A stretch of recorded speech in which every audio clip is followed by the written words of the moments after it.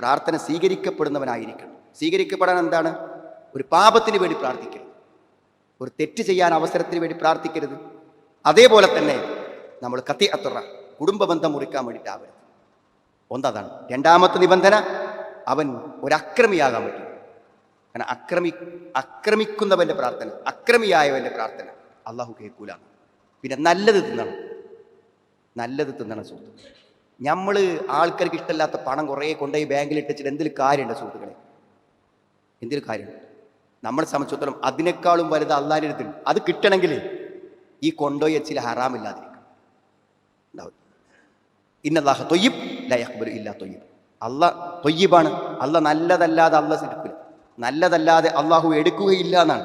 അവിടെ അള്ളാഹുവോട് പ്രാർത്ഥിക്കുന്നവൻ നല്ലത് തിന്നണം. പിന്നെ പ്രാർത്ഥനയിൽ അതിക്രമം ഉണ്ടായി. അതിക്രമം അള്ളാഹോട് പ്രാർത്ഥിക്കണം, മറ്റുള്ള മഹാന്മാരെയും പുണ്യാത്മാക്കളെയും വിളിച്ച് പ്രാർത്ഥിക്കരുത്. പ്രാർത്ഥനയ്ക്ക് പറഞ്ഞ നിബന്ധനകളെ പാലിച്ചുകൊണ്ട് പ്രാർത്ഥിക്കണം.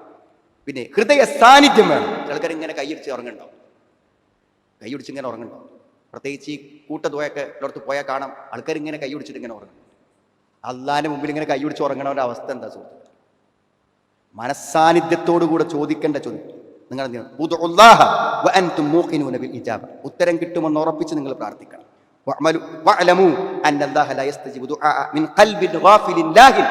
അശ്രദ്ധമായ ഹൃദയത്തിന്റെ പ്രാർത്ഥനകൾ അള്ളാഹു കേൾക്കൂല എന്നാണ്. നന്മ കൽപ്പിക്കണം, തിന്മ വിരോധിക്കണം. അങ്ങനത്തെ ആൾക്കാരെ പ്രാർത്ഥന അത് സ്വീകരിക്കും.